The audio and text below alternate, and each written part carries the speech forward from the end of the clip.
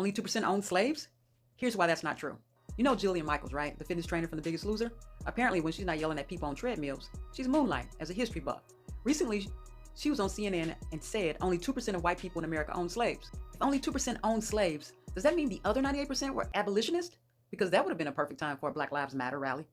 Funny how this stat gets pushed right when the government is pressuring museums like the Smithsonian to downplay slavery. It's like putting history on a juice cleanse. Here's the truth. If you count the whole U.S. population, non-slave states included, maybe even throw in Canada, you can fudge the number and get down to about 2%. But in the South, about 25% of white families own slaves. 1 in 4. For context, only 11% of people are left-handed. So yeah, it was more common to run into a slave owner than a southpaw. And the other 75% of whites, they benefited from the racial hierarchy. You're white, but you're not them. You may be poor, but you can get slave-adjacent jobs. You can be an overseer, a trader, a bounty hunter, basically the equivalent of a middle management of oppression. And plenty were probably saving up for that prestigious 25% club if the Civil War hadn't ruined the membership drive. Saying just 2% makes slavery sound like the Fresh Prince theme song. Just a couple of guys, up to no good, started bringing slaves to the neighborhood. But slavery wasn't a few bad apples. It was the orchard. Don't get distracted. Okay.